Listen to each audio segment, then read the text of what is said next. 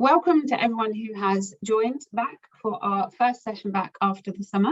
I hope you've all had a lovely summer and you've enjoyed the easing of restrictions and you've managed to see some friends and family. We're super excited about the programme of support groups we've got planned for you all, upcoming support groups over the next few months. I'm Joanna Bradley, Head of Support Services at Glaucoma UK. Our speaker this evening is our very own Chief Executive, Karen Osborn.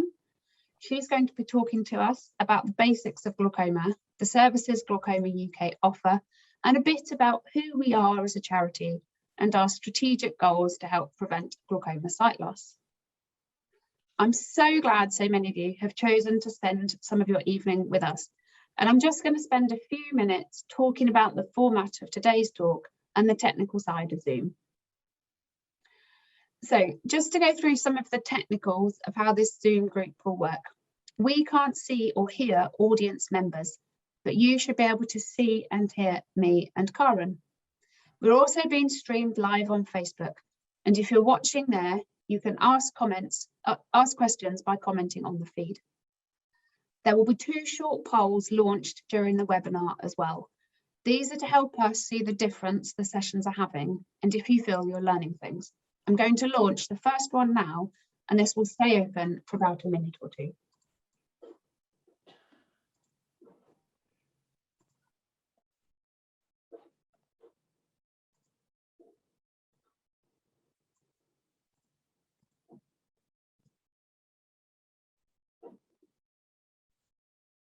So I can see lots of you are responding, so thank you. Just give you a minute or so to answer that question.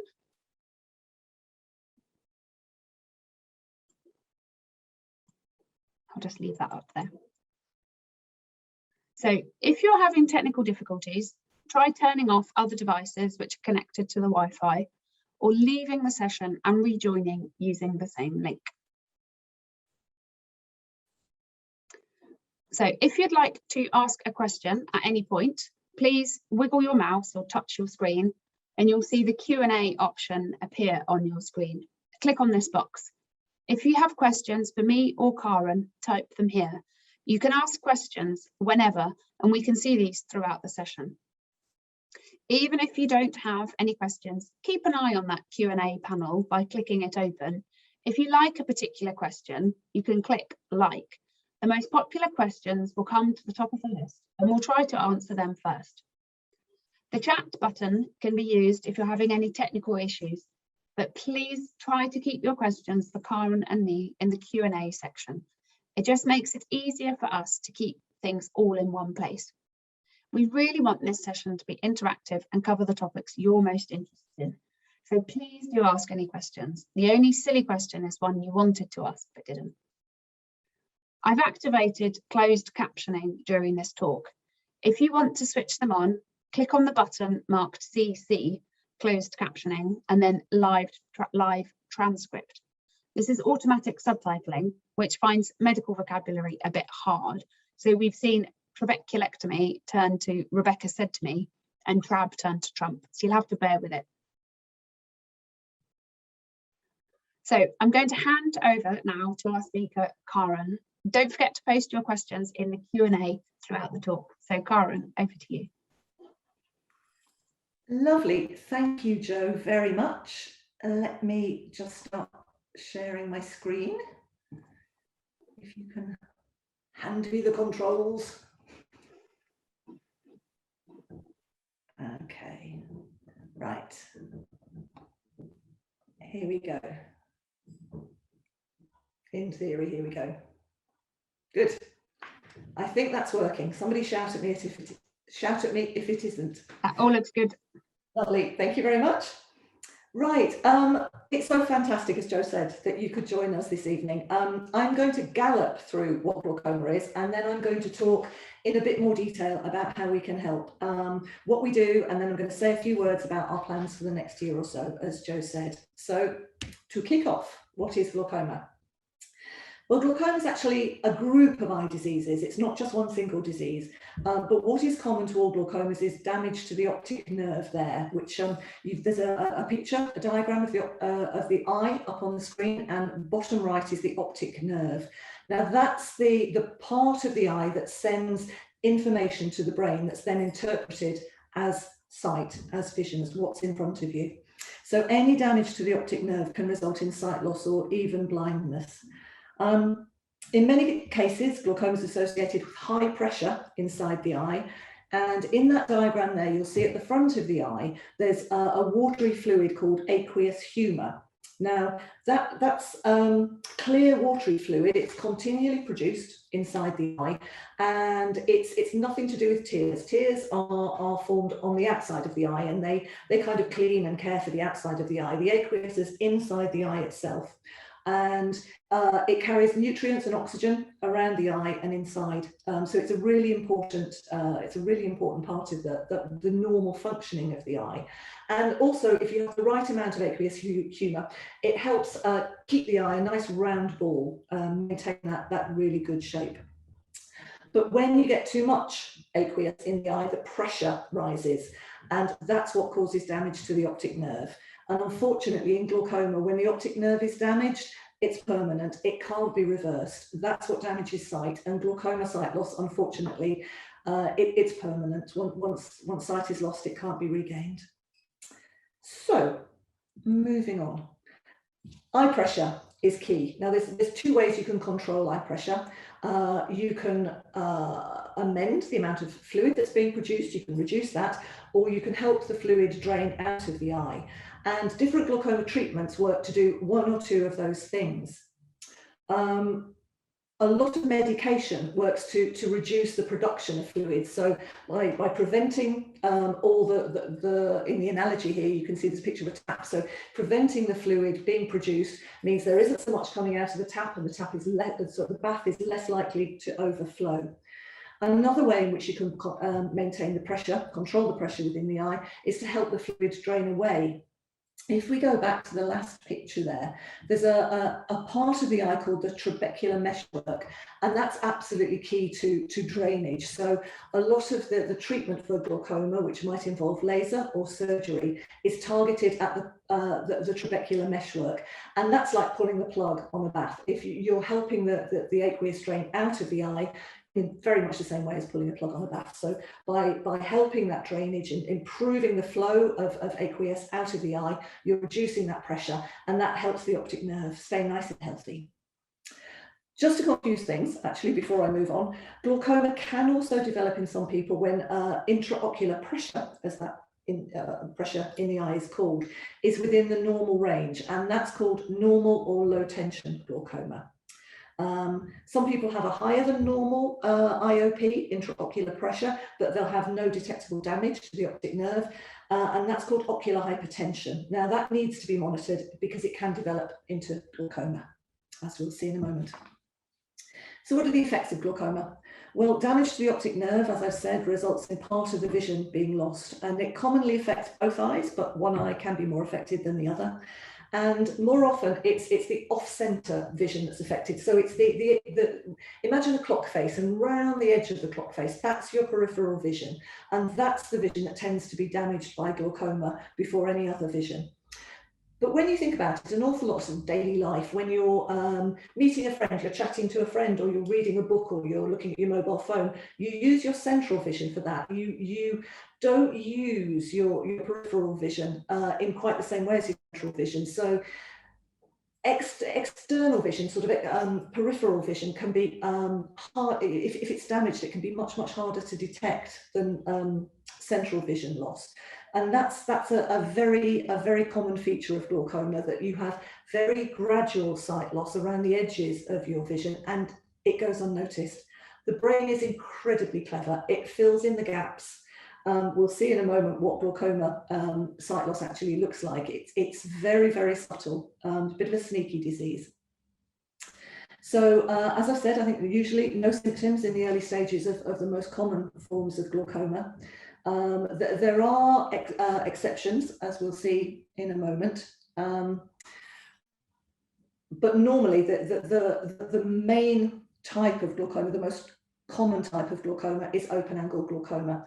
And that usually has a very gradual onset, asymptomatic, so you won't, if you are losing vision, you very often won't notice it, and actually in extreme cases people can lose up to 40% of their peripheral vision without noticing that it's gone. So it is quite sneaky, as I say. Other sorts of glaucoma, angle closure glaucoma, particularly chronic angle closure glaucoma, can come on very quickly, and it can be accompanied by quite a lot of pain. So it's not all cases of glaucoma that are sneaky and slow onset. There are exceptions, but open angle is by far the most common form of glaucoma in the UK. So it's estimated that about 2% of people over 40 have open angle glaucoma. And this rises to almost 10% in people over 75. So I'm afraid that the older we get, the more likely we are to get glaucoma. Okie dokie. I'm not going to go into too much detail here because we have lots of information about all these different types of glaucoma. It's available on our website, and we've got lots of paper publications as well that you can either download or we can send you for free by post. So I'll tell you a little bit more about that later. So I won't dwell on the different types just now. Likewise, I'm going to gallop quite quickly through the different forms of treatment. There are three main types of treatment for glaucoma, going from the least invasive here on the left, which is eye drops. Historically, these have been the first line in glaucoma treatment. So most of you out there who've been diagnosed with glaucoma, probably you're no stranger to eye drops. It's usually the very first thing that's prescribed in cases of glaucoma, and ocular hypertension as well. So through to laser surgery, slightly more invasive, but often it's done fairly quickly and easily, carried out as an outpatient, and then through to surgery on the right-hand side, which requires a theatre in a hospital, and it's more complex and it's more time-consuming, and it also requires more follow-up and aftercare.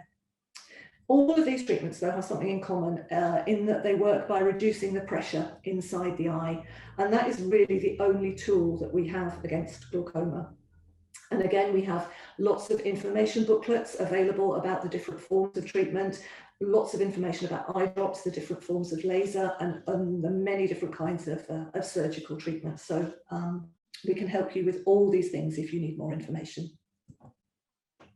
So I thought it'd be quite interesting to have a look at what glaucoma looks like. I apologise for the poor quality of these images here. We've got 6 images on the screen. And these images were part of a study that was carried out by Professor David Crabb at City University in London.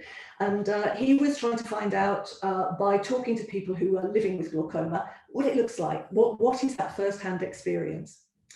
Now, the picture on the top left-hand side shows an unmodified, it's just a photo of a pub, a nice country pub next to a canal, I think. And that's not been tampered with at all. But the other photos have been tampered with to create kind of common representations of what people sometimes think glaucoma looks like. And that photo in the top centre depicts tunnel vision, and that's a really common way of describing glaucoma, but it's quite a problematic one. Now, the top right one shows blurred tunnel vision. So instead of having a really black area around the periphery of the photograph, it's just more blurry. And if you move down to the bottom right, there's black splodges on that photograph, which is another common misconception about what glaucoma is like. And the bottom left and bottom centre show either slightly blurred areas of the photograph or areas of the photo that are just missing completely. But you wouldn't know if you didn't have the unmodified photograph on the top left to compare it with. Now, what Professor Crabb found when he asked people living with glaucoma what their vision was actually like, it wasn't tunnel vision, and it wasn't sight that had black blotches all over it, and it wasn't nearly so obvious as having a sort of a really blurred area all the way around the outside of the vision. It was much, much more subtle than that. It was like the bottom left and the bottom centre photographs. So when I mentioned earlier that the brain fills in the gaps that are damaged, the parts of the visual field that are damaged by that damage to the optic nerve, this is the kind of thing that people see. This is the reality for somebody living with glaucoma. And I think what these images do is they do make us appreciate the subtlety of glaucoma. Your vision could easily be affected like this over a period of months or even years, and you wouldn't notice, you really wouldn't notice what you weren't seeing there. So it's a very sneaky disease. Okie dokie, excuse me one moment. I've just been told that my computer that my battery is running low, which means that the cable has fallen out. So, really sorry about that. That's very unprofessional. Do apologise. Let me try and put that right. Okay. So, are some people more at risk than others? Anybody can be affected by glaucoma, but there are several risk factors that make the onset of glaucoma more likely. One is age, as I mentioned. Sadly, the older we get, the more likely we are to get glaucoma. Ethnicity is also a factor though, and people of African Caribbean heritage have an increased risk of primary open angle glaucoma. Particularly though, the worry for people of African Caribbean heritage is the condition tends to come on at an earlier age and more severely than it would in sort of white European communities, for example. So it's more likely that somebody risks sight loss. People of Asian origin are also at a higher risk of developing primary angle closure glaucoma, so ethnicity can be quite a big risk factor.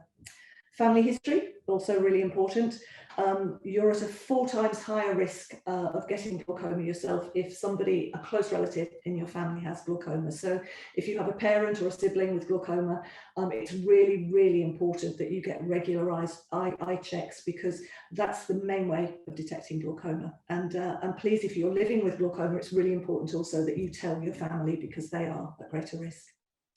Also other factors, if you're particularly long or short-sighted, or if you have diabetes, that also can be a risk factor. Okay, so I'm going to move on now away from glaucoma itself to Glaucoma UK, who we are, what we do, and what we can do to help if you're living with glaucoma. So there are 3 main areas of our work, 3 sort of pillars, if you like. The first is campaigning and awareness, and by raising awareness, our particular aim is that fewer people lose sight to glaucoma. So we're the only UK glaucoma-specific charity, and at Glaucoma UK, we spend an awful lot of time raising awareness of the importance of eye tests, as I say. In most cases, eye health checks at your high street optometrist are the only way in which people will know that they're at particular risk, or that they're living with signs of glaucoma and that they need to go and get it checked out, or they are referred by their optometrist into hospital eye services. We've been moving in recent years away from a kind of from specific campaigns, which historically we used to run. So we've always had a glaucoma awareness week every June, and we've usually also been quite active in our campaigning every March for World Glaucoma Week, and we're active during National Eye Health Week, or sometimes World Sight Day, for example. But we're starting to move now to a kind of always-on form of campaigning, where, because an awful lot of our messaging, particularly around eye health checks, is aimed at the general public, we're using all the forms of media that 10 years ago just weren't available to us. So we use our website, we use social media. We've just dabbled in radio for the first time, so it's going to be really interesting to see whether that radio campaigning worked at all. There was some campaigning linked to specific cities within the UK. So we can measure awareness before and awareness afterwards of us and the work we do and of glaucoma in those cities.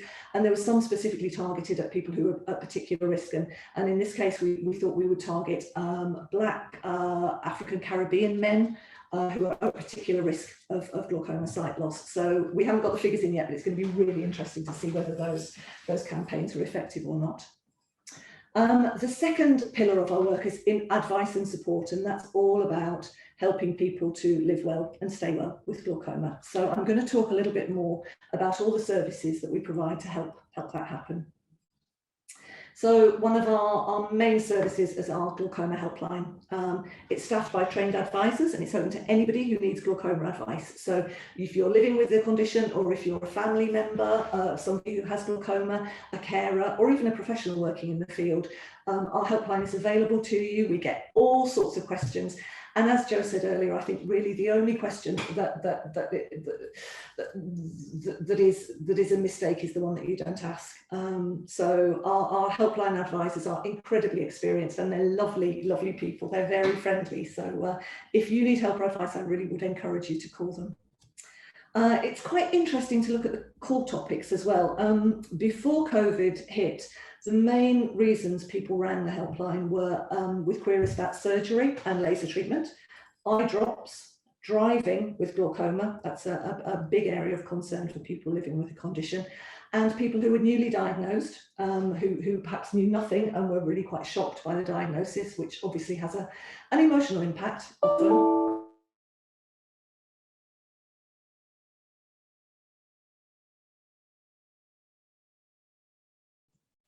We seem to have had a bit of a problem there. We have lost Karen, so just bear with me. Or Tracy, I don't know whether you are available to maybe flag to Karen that we seem to have lost her feed. Bear with us, I'm very sorry about this. Technical problem, it does happen. It could be that Karen's laptop has died.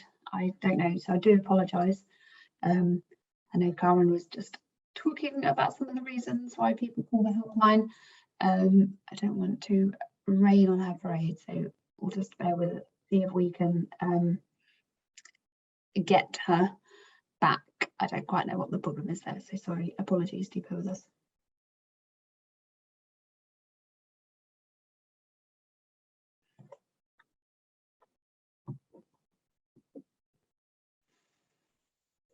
So just to remind you, if you have any questions for us, for Karen, for myself, please don't forget to post them into the Q&A. We're very happy to answer your questions. Just bear with us, I apologise for this.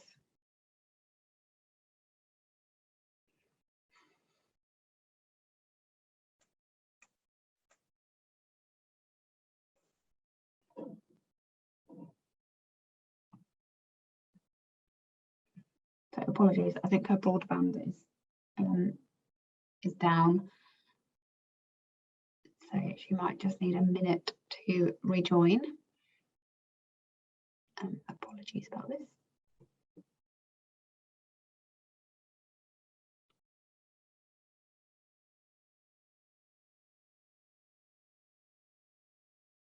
I think she has come back.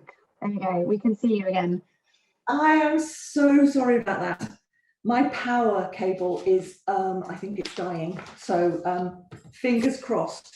It's got a bit of a Heath Robinson bodged affair going on here. So I'm so sorry, everybody. We've got you back now. So yes, I'll let you see if I can get screen again. Okay, right, worry. Okay, lovely. Right. Okay. So yes, advice and support services. I was talking about the helpline. So historically, pre-COVID, the main topics, the main reasons why people called the helpline were surgery and laser, eye drops, driving, because they'd been newly diagnosed, and there were lots of lifestyle and leisure queries as well. So, for example, you know, can I do yoga when I've got glaucoma? Can I go swimming? Can I wear goggles? Things like that. A whole variety of lifestyle issues. And it was really interesting because when COVID first hit, call volumes absolutely plummeted, and we were really surprised by that. But on reflection, thinking about it, it's perhaps not that surprising because so many calls were about surgery and laser, and of course they were all that stopped. Clinics were closed down, and so those treatments ended, just came to a halt. And of course, with eye clinics and optometrist practices closed, nobody was being diagnosed either. So we weren't getting calls from people about new diagnoses.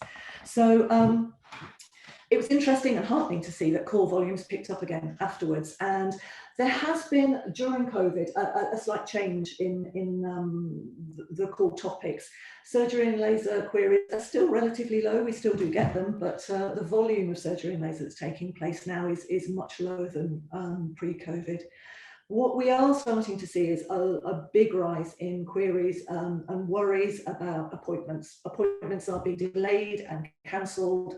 And given what we said before about glaucoma being very often asymptomatic and sight loss, particularly in the peripheral vision, being very gradual, it can happen without people noticing. And very often, if you're in the glaucoma system, as it were, and you're used to having regular appointments every 6 months, 9 months, whatever, often those appointments are the only way in which you might know whether your sight is as it was before, stable, or whether you're actually losing vision. So the impact of having appointments delayed and cancelled has caused, understandably, massive worry and concern for the people we support. So we're seeing quite a big increase in that. And we're also sadly seeing a big increase in the number of calls from people who are emotionally distressed and just need to talk about their anxiety, the emotional impact of the pandemic on them, and particularly, you know, life with glaucoma during the pandemic. So really, if anybody out there is affected, I would urge you, please call the helpline. Don't suffer in silence. Come and talk to us, because our advisors are fantastic and they will be able to help. So again, a pre-COVID slide here, some photos of our glaucoma support groups. We historically have run face-to-face glaucoma support groups in a whole variety of settings, in hospital eye clinics, in local site support societies, in wherever, you name it, community groups, mosques, temples, churches, wherever will have us really. And unfortunately, these came to a halt with COVID. And so as a result, we developed these digital support groups. They're running now roughly every fortnight. We just had a summer break, but we're gearing back up again. They run via Zoom, a range of topics that's really influenced by you, our listeners, by the people who we support. So if you have any ideas or requests that you'd like us to cover in future topics, please let us know, because we want this digital support to be really responsive to your needs. One of the things that does concern us, I have to say, is that it's possible that the digital divide, that gap between online communities and those who aren't online, has widened during the pandemic. Now, we know that not everybody can get online. There are financial barriers, there are knowledge and learning barriers, there are confidence barriers to picking up a computer or a tablet or a smartphone and trying it out for the first time.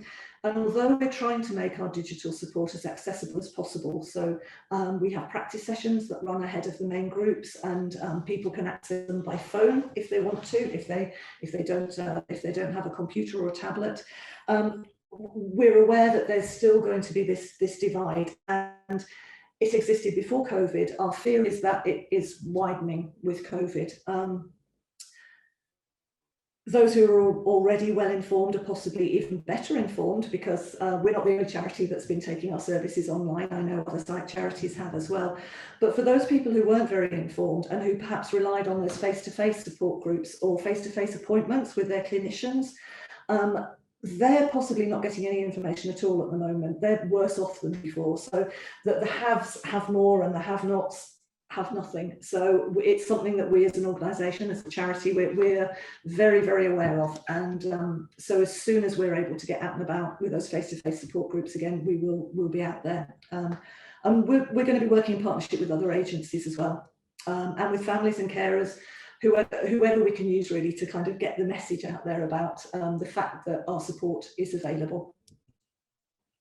Now, this slide shows Health Unlocked. Health Unlocked is our online forum. It is a fantastic resource. It's peer support. It's you, our members, and the people who use our services.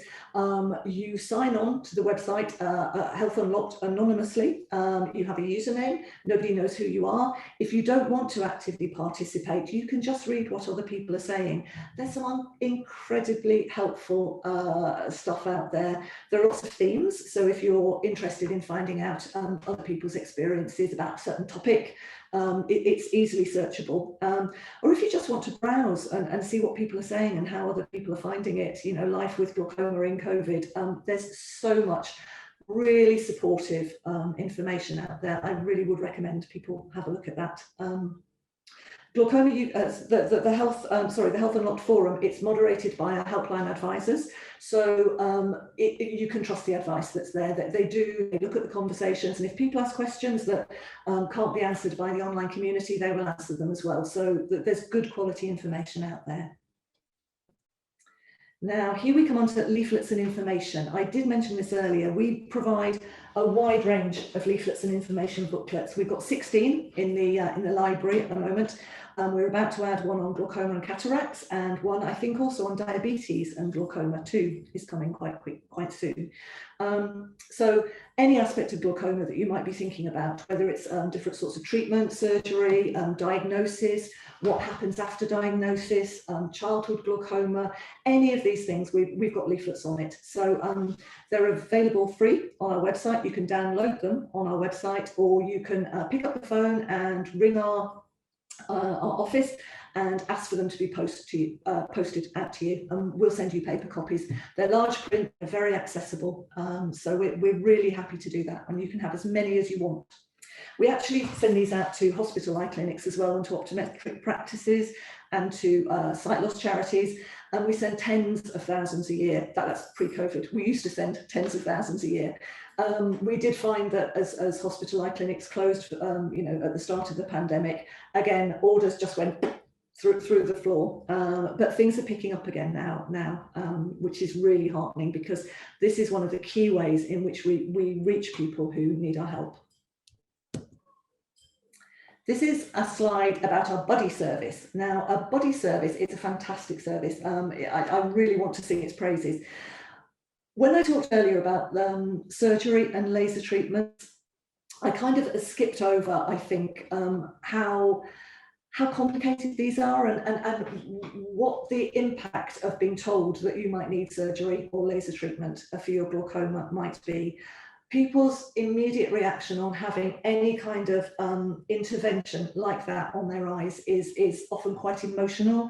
People are scared, quite understandably. They have lots and lots and lots of questions that they want to ask, but there may not, during COVID, be anybody there to ask in the eye clinic. So people often are really quite worried, and particularly if you're given a choice of treatments, they can be quite complex treatments and quite complex choices, and you might benefit from talking them over with somebody.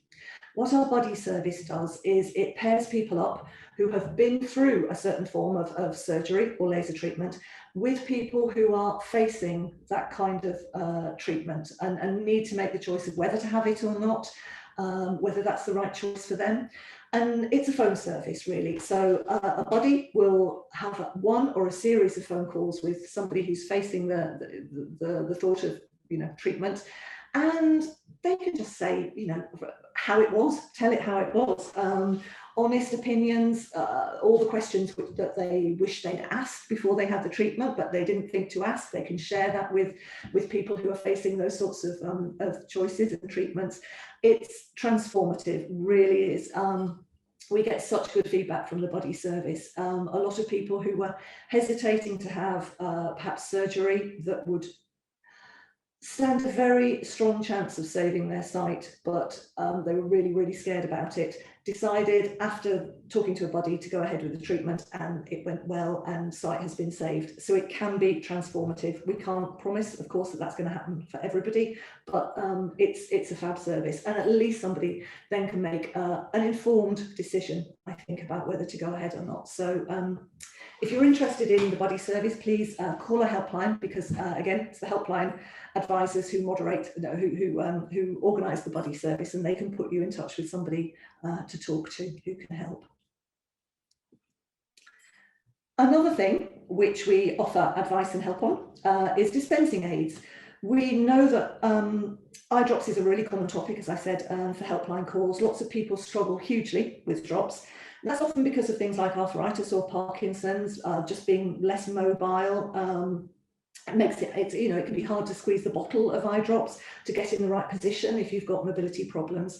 And we have a range of aids that are available to help, and you can see some of those here on the screen now. Some are available free of charge on prescription, so you can ask your GP, to prescribe them for you. But others you might need to buy, but they're not very expensive. I mean, typically they're in the region of sort of £4, £5, £6. And there are details of these on our website. You do need to be aware that there are different drop bottles for different aids. So if you have a certain sort of prescription from your GP for a certain kind of eye drops, occasionally that prescription may change, that you may go from a branded product to a generic product, which has, it's the same medicine, but it's in a different bottle. So if you need any advice at all about the sort of drop bottle that you use and what kind of aid might fit it and make putting it in your eye easier for you, again, the helpline can help you with that. So we've got a picture here of a compliance box, and these are boxes that we provide for free to hospital eye clinics and other places where people go for advice about using drops and about glaucoma. These kits, if you like, have examples of all the different eye drops that are available on the market in them. They've also got fact sheets about the different kinds of drops, when they are taken, typically, what time of day and how to put them in and what they do and this kind of thing. So we provide these free, and we really encourage the professionals who are based in those clinics and eye charities to use them. And an example of that was a couple of years ago, 2 or 3 years ago, actually, when we provided some training for ECLOs. ECLOs are eye clinic liaison officers. And a lot of them are employed by hospital eye clinics, a number by the RNIB, a number by local eye health charities. And ECLOs are based in hospitals to help people with all kinds of eye issues, but primarily they're there to help people at the point of diagnosis, which can be really difficult. It can be, you can have an awful lot of emotional support needs at the time of diagnosis, but also information needs, and ECLOs are there to fulfill that support need. We noticed that ECLOs were primarily tending to work more in retinal eye clinics than glaucoma eye clinics. And we wanted to change that. So we wanted to lure them back to glaucoma clinics so that people with glaucoma got a kind of a fair share of the ECLO that was working in their local hospital. And one of the things we thought could be really transformative for the people we support is if ECLOs themselves were able to provide really good advice to waiting rooms, people waiting for their glaucoma appointments, about eye drops, because typically in any glaucoma waiting room that we've been in, you're going to find 60–70% of people in that waiting room have struggled with eye drops or are struggling. So we set up some training, we provided these compliance kits to all the ECLOs, and we really did make an impact. I think they all fed back that they felt much more confident about how to provide advice and information, and that they're out there doing it and using these kits and as demonstrators in their eye clinics. So we provide these free on request to any clinics who need them. So if your eye clinic doesn't have one, please get them to request one, because we'd be delighted to send one out. Now, I just wanted to mention driving in glaucoma, just because it's such a common topic for calls to the helpline. It's not a service as such that we provide, but we do have a lot of advice and information about driving. We have a leaflet on it, and as I said, we get a lot of calls to the helpline and can provide help and advice. So if you have glaucoma and you've been diagnosed with glaucoma in both eyes, what you need to know is that you must tell the DVLA about your diagnosis of glaucoma. If you have glaucoma only in one eye, you don't need to tell them, or if you have ocular hypertension, you don't need to tell the DVLA. But if you have it in both eyes, you must tell them. Now, your ophthalmologist or your optometrist ought to be telling you this, but we know they're not always 100% clear themselves on the legalities of driving and glaucoma, but also we know that clinics are really, really busy and people can just forget. So we do come across a lot of people who've never been told this information, which is why I wanted to just mention it this evening. If you don't declare your glaucoma, you could possibly be fined up to £1,000. But also you could invalidate your insurance if you have an accident, and there could be all sorts of problems if you're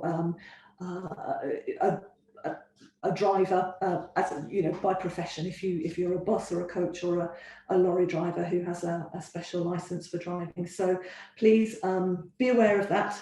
If you need to know any more, have a look at our website or call the helpline. We've got all the information that you need. Another thing that Glaucoma UK does is we have a membership service. We have annual membership and lifetime membership for the people we support. And we also have professional membership. So The reason for professional membership is it's our way of engaging and influencing the professionals who provide glaucoma care.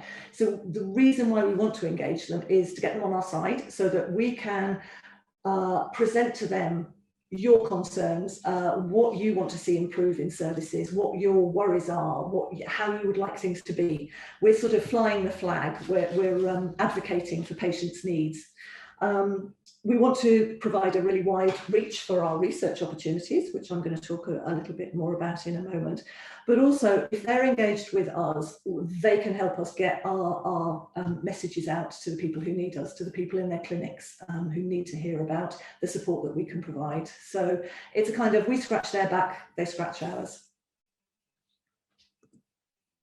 Supporting our work, we are a charity. I could not do a presentation about Glaucoma UK without mentioning the importance of our supporters.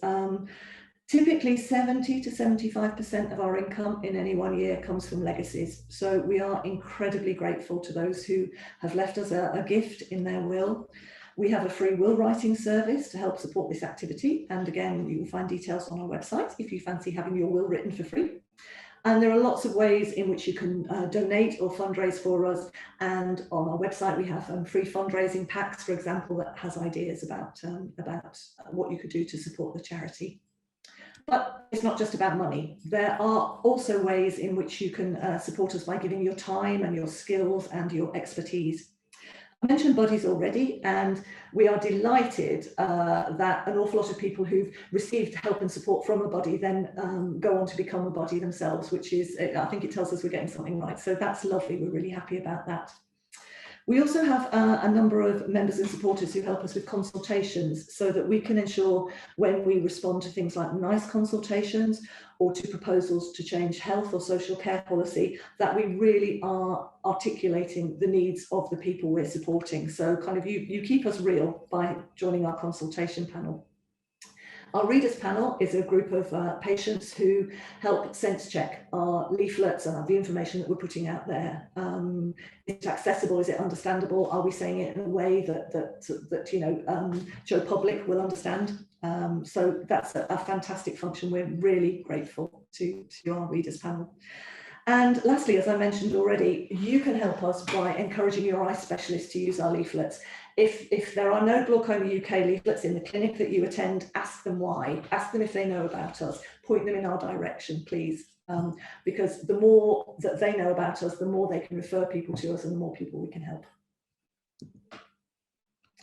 Okay, the third pillar of our work is research, and on screen here we've got some mugshots of the researchers who we supported with grants in recent years.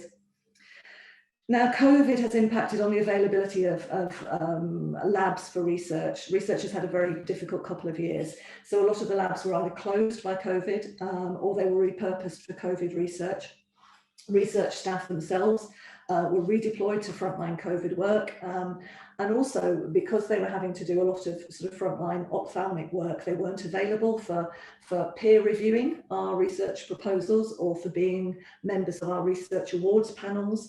So the whole research process, the whole pipeline slowed right down, and it's been, as I say, a really, really difficult couple of years. A lot of research involved patients, so you as the guinea pigs. But of course, when clinics closed down, you couldn't go to the clinics, you could no longer take part in the research. So an awful lot of projects we found ground to a halt. Sadly, not all of them are going to start up again. Some of them are just not feasible post-COVID. But happily, I have to say that all ours that were delayed or halted, it's been temporary, so they are starting up again. But that all impacted massively on our grant making. Typically, we would set aside about $250,000 a year or upwards for research, and I think in 2020 we gave the lowest amount of research funding in many years. We're still working on our year-end figures, so I don't have the exact numbers yet, but I know it was lower than we would like it to be. So eye health and research funding. I wanted to just say a little bit about that. 1 in 10 outpatient appointments in the UK are for eye care. It's the busiest outpatient department in the NHS. but the scale of eye research funding sadly isn't matching the scale of demand for services. So in 2018, UK Research and Innovation, which is government and other public bodies, invested £1.4 billion in medical research, but only 24 million of that, or 1.5%, was for eye research. So we are absolutely the poor cousin. If you compare it to respiratory disease, that got 2.6%. Neurological conditions like dementia, Alzheimer's, Parkinson's got 9.6% of that 1.4 billion. Cancer got about 9%, but eye health, and that's not just glaucoma, obviously, that's all eye health, got 1.5% of that public research funding. That's a total of just £9.60 for each person affected by sight loss in the UK. And those figures come from a study by Fight for Sight as their Time to Focus report, which came out a couple of years ago. Now, it's not just public research funding that's not supporting eye health in perhaps the way it could, but eye charities themselves. In 2018-19, Fight for Sight estimated that just 3% of charity expenditure, this is sight charities expenditure, was spent on research. So that's about £12.5 million, and that's 2 or 3 years ago. The vast majority of the other 97% of eye charities' income was spent on care and support, not on research. So it's quite interesting that there's quite an active debate happening amongst the eye health charities at the moment about research. It's very heartening to see that. We aren't a major player in the field. Typically, as I said, we aim to spend about £250,000 a year or more on research, but a lot of our funding tends to be for initial sort of proof of concept studies. And that's the very early stage, the very start of a research program. And proof of concept studies test whether an idea and a method are sound. It can be hard for researchers to get those initial sort of pots of startup funding because industry and government may feel that they're a little bit risky or that there's no profit, in sight, so they're not interested in them. And charities like Glaucoma UK that aren't afraid of taking risks, that risk doesn't matter to us very much. We play a really key role in that research ecosystem in kicking off key projects, not all of which by any means will come to fruition, but some of them that are game changers in the world of glaucoma research have been started off by that sort of seed funding that Glaucoma UK has provided. So one of the things that's on the cards for us in the year ahead, months ahead actually, is a review of the impact and effectiveness of our research funding.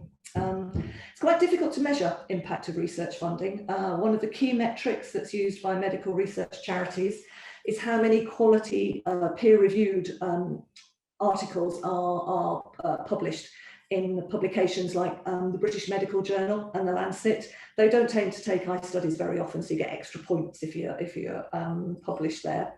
And that measures shared learning and knowledge about glaucoma and the dissemination of that new knowledge. I mean, it's certainly important, but it does always strike me as a fairly limited gauge of success. So I'm hopeful that our own review will be able to look a little more widely at the impact of our research funding, what it means for patients. We will use those findings to inform future research spending. So glaucoma statistics, we haven't really looked at the prevalence of glaucoma yet. So what do the figures tell us? Well, worldwide, it's estimated that 4.5 million people are blind due to glaucoma. That's a World Health Organization statistic. And glaucoma is the biggest cause of preventable permanent sight loss in the world. In the UK, I think I mentioned earlier, 2% of the population over 40 have the condition, and 11,000 new cases are diagnosed every year. Now, these figures are pre-COVID because obviously during COVID, an awful lot of optometric practices closed down for a period of time. And when they reopened, they were not able to see the same numbers of people as before. So the numbers of people being identified as being glaucoma suspects or at risk of glaucoma has just dropped, which is quite concerning. So normally 11,000 new cases are diagnosed every year, but those people are hidden at the moment. So we estimate that there are 700,000 people in the UK with glaucoma, but if you see that figure at the bottom right there, 50% diagnosis rate, half those 700,000 people who are living with glaucoma don't know that they have it, because as we said earlier, in the early stages, most glaucoma has no symptoms and sight loss is so gradual. So, cause for concern, are the numbers going up or down? Well, they're going up, unfortunately.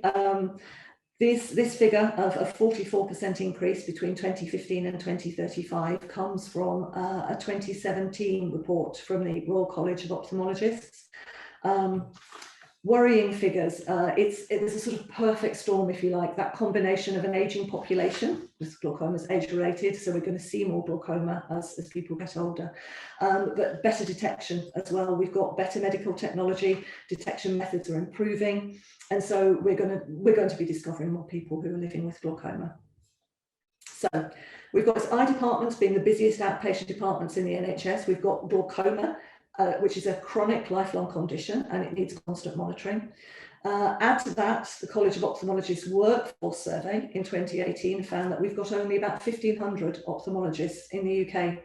And those ophthalmologists are shared amongst NHS and private care, and not just glaucoma, of course, amongst all the different specialisms of eye conditions. And I was chatting with Philip Bloom, Professor Philip Bloom, who's the chair of our Board of Trustees recently, and I think he was telling me it was 12 years, I think, to train a glaucoma consultant to be a sort of specialist in glaucoma. So the workforce issues are giving some cause for concern as well. Need is growing. There are a finite number of glaucoma specialists to care for everybody. So what needs to happen, I guess, is the next question. Well, glaucoma care in the future. Ophthalmology has had to think pretty critically about how they're going to be able to manage demand in future, and COVID has it's just made that even more urgent. So how are we going to deliver high quality, effective care? And I've just put two examples of some options on the screen here. So the first is virtual glaucoma clinics. These are clinics that, it sounds kind of futuristic, but it's used for stable glaucoma patients. So if the consultant has assessed you as being sort of stable, fairly low risk, your glaucoma isn't progressing, you're not at massive risk of a major risk of sight loss, then you might be referred into a virtual glaucoma clinic. So instead of waiting to see an ophthalmologist in a hospital eye clinic, as you usually would, you're invited for all the usual diagnostic tests, sometimes in a hospital eye clinic, but sometimes in a community setting. But those tests are carried out by other healthcare professionals, so nurses or trained technicians, and all the results of those tests are sent digitally to a consultant who will review them online without seeing you face to face. So you're in, you have all your tests done, boom, boom, boom, you leave, and you will get the results by email or by post afterwards. And they're reviewed by a consultant who really knows their stuff. So it's a safe service, as it were. A lot of you, I think, who've been in the glaucoma care system for a while may already have experienced this, because they've really grown in number during COVID pandemic. So it is becoming quite a common model. And what I have to say, that is really popular amongst Glaucoma UK members. We ran a kind of a quick and dirty survey a year or so ago to find out people's experiences of virtual clinics, and they were overwhelmingly positive. So please, if you're referred to a virtual glaucoma clinic, take heart. Many people prefer them. They tend to be quicker than hospital glaucoma clinics. And also you can be reassured that if you are high risk, you would not be probably referred to a glaucoma clinic. So yeah, not a bad thing. Another increasingly common model is moving stable glaucoma patients from secondary care, which in hospitals, to primary care in community optometrists. So this involves upskilling optometrists who are already very highly trained professionals to manage stable glaucoma cases in the community. And that leaves those hospital appointments free for the very high risk, urgent or complex patients. Okay. We're also seeing things like video consultations. Some of you may have experienced those during COVID. And I think, again, for a lot of clinicians and for a lot of patients, they provided quite valuable one-to-one time in perhaps a slightly less hectic atmosphere than an eye clinic. So some patients did report feeling more able to relax and ask questions that they didn't perhaps get a chance to ask in the clinic when they were speaking via video link from their own homes. So for some people, that's an effective way of glaucoma care as well. Okie dokie. Before I take questions, I will very quickly, if I can, just say one or two things about how Glaucoma UK is going to meet this increased need. So we've got increased demand, we've got challenges for the workforce, we've got a lot of undetected glaucoma out there. And we're quite a tiny charity. I think we have 17 staff at the moment, and we're covering the whole of the UK.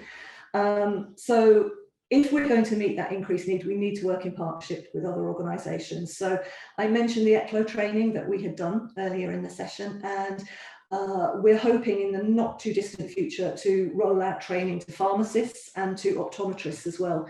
We think they could play an absolutely key role in helping to get glaucoma care, particularly around eye drops, it really improved. A lot of optometrists these days are selling eye drops in their practices, and I think it could be a win-win situation for them to learn about dispensing aids and to get more involved in helping and supporting people who are living with glaucoma and maybe struggling with their drops. We're also going to see if we can target those who are at greatest risk of glaucoma sight loss.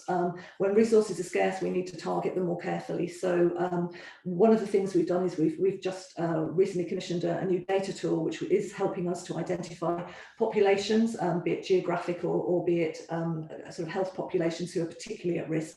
So we can focus our messaging and our regional development activity on those communities. We're going to continue our campaigning.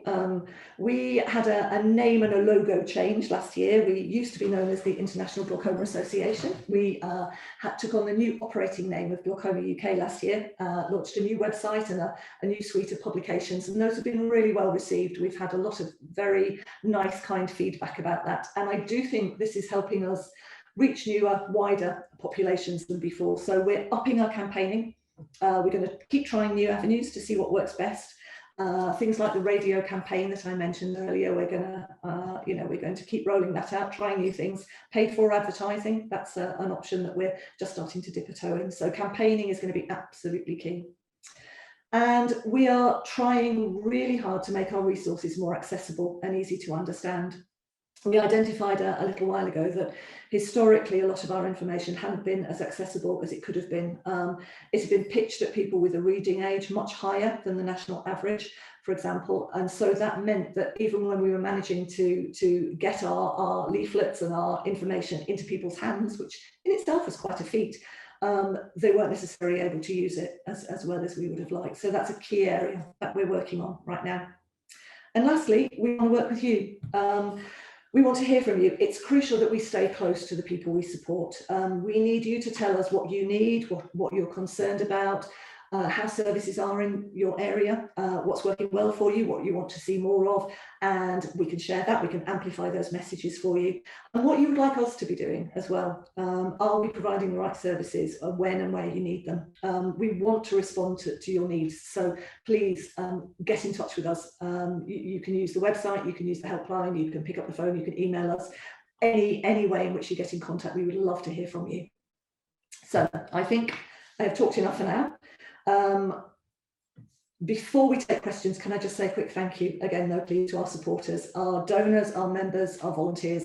I know some of you are in the audience this evening, so without your support, we could not do what we do. We couldn't provide any of the services that I've just told you about. So thank you to all of you. And now, happy to take questions if there are any. I can't see them on my screen, so I'm going to stop sharing. And Karen, that was great. Thank you so much for a very comprehensive introduction to glaucoma and the services that we provide. There have been a few questions. I'm really aware of time, so we'll probably just do one or two of them. And if I don't answer your question, it's because, or raise your question, it's because it's one that's probably best suited to the helpline to get that sort of personalised response that I think some of these questions need. So firstly, why is glaucoma common among African and Caribbean people? Can you answer that, Karen? I can't. I've also just lost my, sorry, I've just managed to get rid of the screen completely. There is so much that's not known about glaucoma. Sorry, can you hear me? Yes, yes. Sorry, I've just lost contact with you completely now. I'm not having a very good evening with connectivity. There is so much that isn't known about glaucoma. I mean, there's some fascinating stuff happening with genetics, and I think that a talk that was given by a wonderful clinician called Anthony Kawaja last year, I think we taped it. He was speaking on genetics. He was giving a presentation that he was going to give to our AGM last year, had it not been cancelled because of COVID. And I think, Joe, does that not form part of our library that people can access online? Because that I'm not sure it's available online. We can definitely have a look and try to put something up. At the very least, it's in our membership magazine, which is now available on the website. I think it went in the summer 2020 magazine. In the 2020 magazine, which is available on our website, if you want to have a look. The talk based on his, the article based on his talk is available for everyone to read, I think. Next question. There was a question about beta blocker drops, and the person is a bit concerned, I suspect due to side effects. So Karen, what might you advise to someone who is concerned about their eye drops, in particular side effects? I think with all these kind of very, very individual concerns, I really would recommend people call our helpline, to be honest. I mean, we can give broad advice, and there's lots of information available on the website and on the in our eye drops leaflets. But I think I really would, call the helpline.